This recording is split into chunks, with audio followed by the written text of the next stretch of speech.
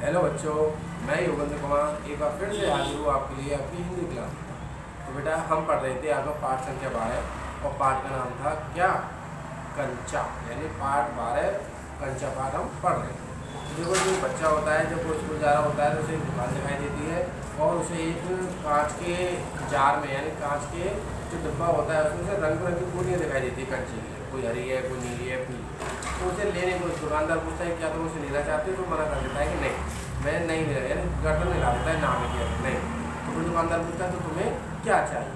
तो यहाँ तक हम पढ़ा चुके थे और इससे आगे आज हम पढ़ाने जा रहे हैं। तो आप अपनी किताब हमेशा, मतलब जब पढ़ते समय अपनी किताब के साथ में रखें और अब आप निकाल लेंगे अपनी किताब का पृष्ठ संख्या 88, यानी पेज नंबर 88 निकाल लेंगे। और जैसे जैसे मैं पढ़ता जाऊँ वैसे आप किताब में देखते जाएंगे, ठीक है बेटा? तो चलो शुरुआत करें। पेज नंबर 88 में पहली लाइन से पढ़ा रहा हूँ। जब उसने दुकानदार ने पूछा कि क्या तुम्हें चाहिए, तो उसने नाम में से डाला। दुकानदार क्या कहता है? तो फिर तुम्हें क्या चाहिए? सवाल पूरा, क्या उसे कंचा चाहिए? क्या चाहिए उसे खुद मालूम नहीं है। जो भी हो, उसने कंचे को छूकर देखा, यानी उसे कंचे की जो कंचे रखे थे उसको टच करके देखा क्या था। जार को छूने पर कंचे का स्पर्श करने का एहसास हुआ, यानी अंदर तो हाथ में डाला लेकिन जो जार था उसमें कांच का डब्बा था, उसी में उसने बाहर से देखा उसे टच करके। अगर वह चाहता तो कंचा ले सकता था, लिया होगा तो।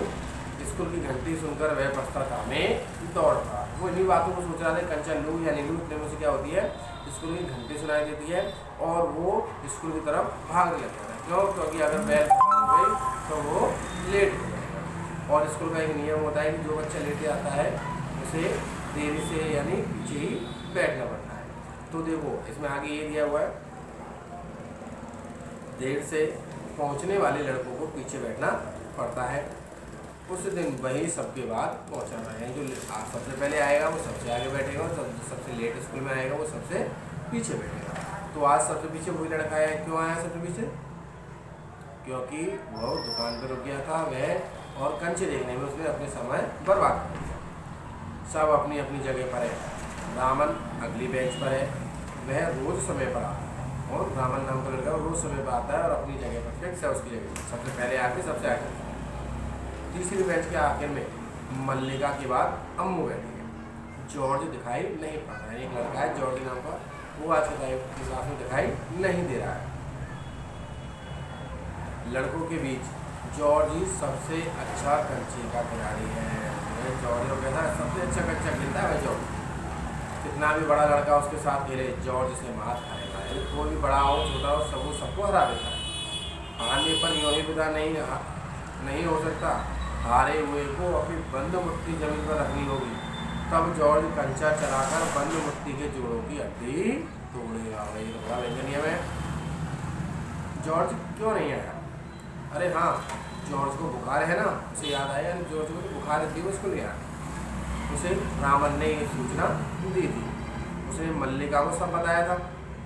जॉर्ज का घर रामन के घर के रास्ते में पड़ता है। कहाँ पर पड़ता है? जब जॉर्ज जाता है ना रामन, तो रामन के घर के रास्ते में जॉर्ज का घर पड़ जाता है। अप्पू कक्षा की तरफ ध्यान नहीं दे रहा है, यानी अप्पू नाम का लड़का है, वो कक्षा की तरफ ध्यान नहीं दे रहा है। मास्टर जी, उसने हड़बड़ी में पुस्तक खोलकर सामने रख ली। रेलगाड़ी का सबक था। सबक कहते हैं पाठ को, यानी चैप्टर चल रहा था, किसका चल रहा था? रेलगाड़ी का चल रहा था। यानी मास्टर जी रेलगाड़ी के बारे में उन्हें पढ़ाने जा रहे थे। रेलगाड़ी पृष्ठ 37। घर पर उसने यह पाठ याद कर लिया है। मास्टर जी बीच बीच में बैत से मेज ठोकते हुए ऊंची आवाज़ में कह रहे थे, बच्चों तुम में से कई ने रेलगाड़ी देखी होगी। इसे भाप की गाड़ी भी कहते हैं, क्योंकि उसका जो यंत्र है भाप की शक्ति से ही चलता है। भाप का मतलब पानी से निकली भाप से।